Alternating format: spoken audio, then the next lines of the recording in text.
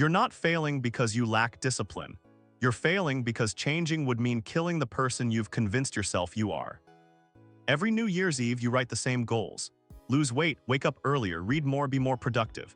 And by February, you're exactly where you started, beating yourself up for being weak. But weakness isn't the problem. You're actually incredibly strong at maintaining exactly who you are. That's the trap. You've built an identity around being the person who struggles, who starts things but doesn't finish, who wants change but never quite gets there. And your brain will do anything to keep that identity intact. Here's what nobody tells you. Your identity is just a story you've been telling yourself so long you forgot it was fiction. Cognitive psychologists call this the self-concept schema, a mental framework that filters every experience through the lens of who you believe you are.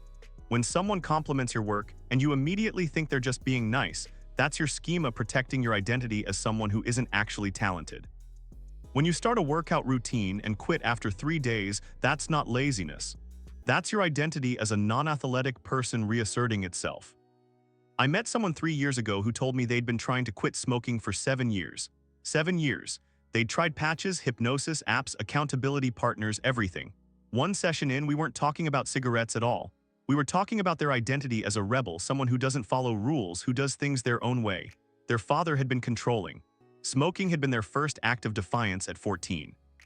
At 32, they were still defending that teenage identity, even though the context had completely changed. Your brain treats your identity like a survival mechanism. When you try to change something core to how you see yourself, your amygdala interprets it as a threat, literal threat. The same neurological response fires as when you're in physical danger.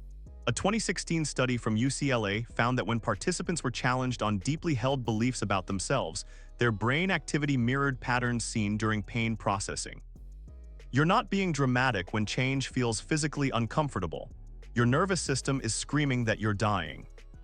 Think about the last time you actually followed through on a change, really followed through. Chances are it happened after a crisis, a health scare, a breakup, getting fired, because crisis temporarily shatters your identity. When your doctor says your cholesterol could kill you, suddenly your identity as someone who eats whatever they want becomes negotiable.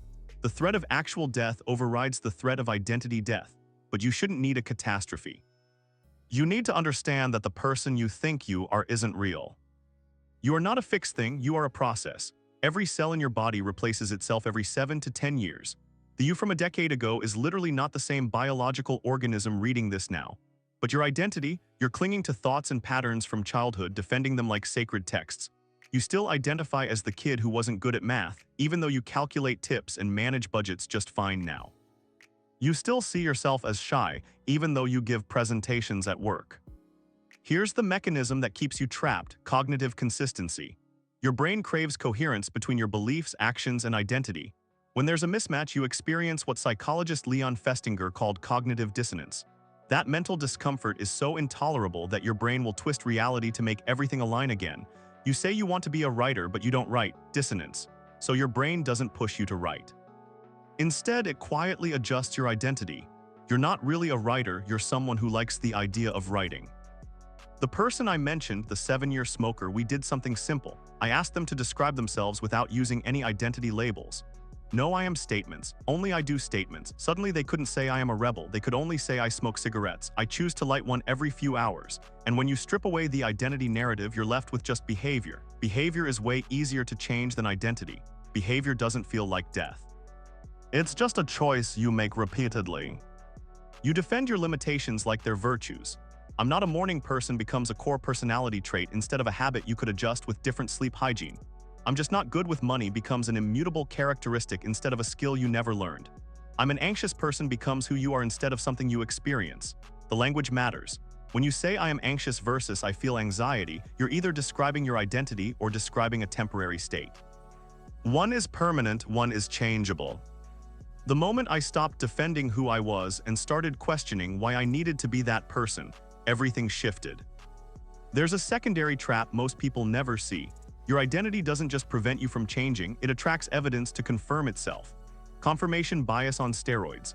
If you identify as someone who always fails, you'll unconsciously sabotage success to maintain that identity.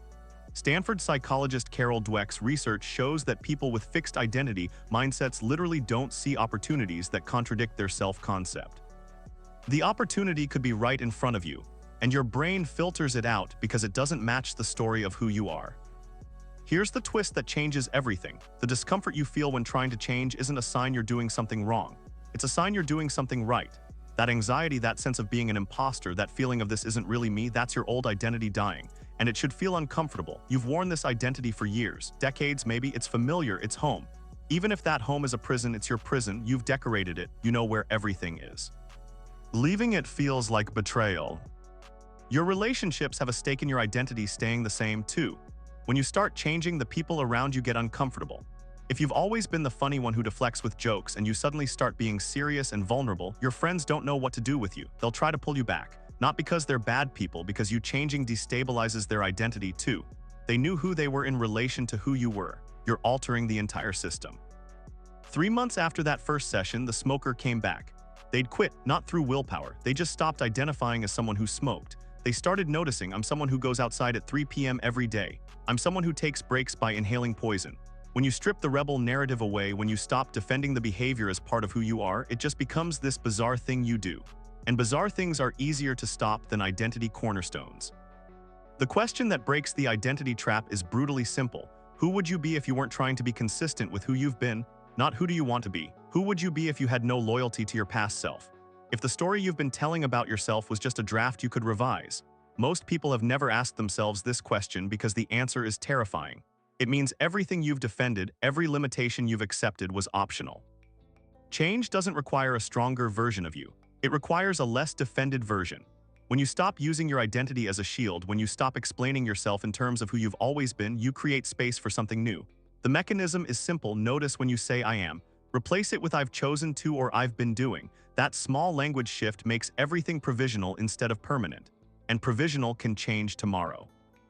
Your brain will fight you on this, for weeks, maybe months. Every time you act in a way that contradicts your old identity, you'll feel fake, like you're pretending. That's the identity trap's last defense. It convinces you that the new behavior is inauthentic and the old destructive pattern is your true self. But authenticity is just familiarity in disguise. You're not being fake when you change. You're being honest about the fact that who you were isn't who you have to stay. The most successful changes I've seen happen when people grieve their old identity instead of fighting it. You spent years being that person. That identity served you once, protected you, helped you survive certain situations. Thank it, then let it die. Because you're not killing yourself, you're killing a story. And unlike you, stories can be rewritten at any age. The plot can change in the next chapter, the character can evolve. You just have to stop insisting the first draft is sacred. You will fail at this multiple times. You'll catch yourself defending who you've always been, explaining away your potential, choosing comfort over growth. That's fine. The trap doesn't disappear just because you see it. But once you know it's there, once you recognize that voice in your head that says this is just who I am as the trap speaking, you have a choice. You can agree or you can say that's who I was and keep walking forward anyway. The person you become is always on the other side of who you defend. Your identity isn't protecting you, it's a cage you keep rebuilding every morning. Stop building. If the video resonated with you, hit subscribe. Uncomfortable Truths releases new videos every day on personal finance, relationships, mindset, and productivity, and more. Turn on notifications so you never miss one. The truth is uncomfortable, but it's always worth it.